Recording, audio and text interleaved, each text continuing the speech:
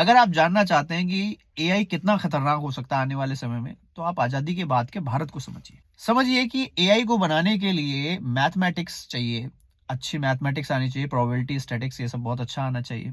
इसके साथ साथ मशीन लर्निंग, कोडिंग, ये सब चीजें बहुत अच्छी आनी चाहिए। ऐसे ही आजादी के बाद हुआ, आजाद हुआ भारत, तो भारत को रन करने के लिए ये जरूरी था कि एक संविधान बनाया जाए। संविधान में बड़े बड़े अक्षरों में लिखा गया, we the people of India. मतलब इस संविधान को पावर कौन देता है? तो वो हम जो भारत के नागरिक हैं वो देते हैं। संविधान के अनुसार 3 बॉडीज बनाई गई, एग्जीक्यूटिव, लेजिस्लेचर और जुडिशरी। इन तीनों बॉडीज ने मिलकर के काम करना था, और काम किसके लिए करना था? हम लोगों के लिए, कि भाई हम लोग सही से इस देश में रह पाए, इस देश में जो है व्यवस्था, कानून व्यवस्था बनी रहे, ताकि एक इंसान दूसरे इंसान से किसी तरीके की कोई बदतमीजी ना कर सके, कोई गलत व्यवहार ना कर सके, और समाज में एक समानता बनी रहे। ये बिल्कुल वैसा ही है जैसे आजकल एआई के सॉफ्टवेयर्स बनाए जा रहे हैं। अब इन्होंने अपने हिसाब से अपने आप को इंटरप्रिटेट करना शुरू करा, और जहां इनको लगा कि ये वीक पड़ रहे हैं, वहां पर इन्होंने मॉडिफिकेशन शुरू कर दी।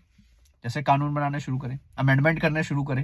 एक्चुअल संविधान जो था वो तो क्या था, वो तो अब सरकार डिफाइन करती है, जुडिशरी डिफाइन करती है। हम लोग कौन होते हैं डिफाइन करने वाले? We the people of India भले ही हम, बट हमारी इतनी औकात नहीं है कि हम अपने कॉन्स्टिट्यूशन को खुद इंटरप्रिटेट कर सके। तो बस नाम के लिए we the people of India है। छोटे लोग, भारत के नागरिकों की इतनी औकात कहाँ कि वो इस बात को समझ सकें कि what is the interpretation of we the people of India. मतलब इंटरप्रिटेट करने के लिए वैसे तो कोड बनाई गई है, पर उसको भी आप देखिए एक पुलिस वाला डिफाइन कर देता है कि बताओ तने कानून के है। आप सोचिए कि कानून क्या है, वो भी वही वही डिफाइन करेंगे। भैया हम क्या डिफाइन करेंगे? तो आपने देखा कि एआई को अब आपने पावर दे दी है। अब एआई जो है अपने आप से इंटरप्रिटेट कर रहा है चीजों को। अब वो अपने आप एक ऐसी बड़ी बॉडी बना लेता है, इतनी बड़ी बॉडी बन जाती है वो, कि उसके आगे हम लोगों को भीख मांगनी पड़ रही है कि हमें न्याय दे दो। कल तक जो बॉडी आपने बनाई, आज आपको उसके आगे ही घुटने टेकने पड़ रहे हैं, उससे ही जो है गुहार लगानी पड़ रही है कि भाई मुझे इंसाफ दे दो, मेरे साथ न्याय कर दो।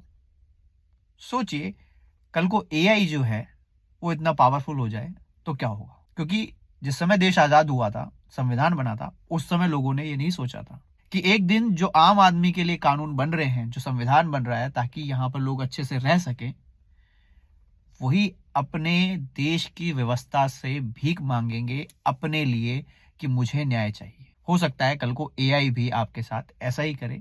एआई एडवांसमेंट हो सकता है, बट ये हमें तय करना होगा कि हम उसे कैसे रेगुलेट करें। जैसे आज हमें तय करना होगा कि हमारी जो बॉडीज हैं वो हमारे साथ इंसाफ करें। उसके लिए हम ऐसे लोगों को चुन करके भेजें जो हमारे हितों की रक्षा कर सके।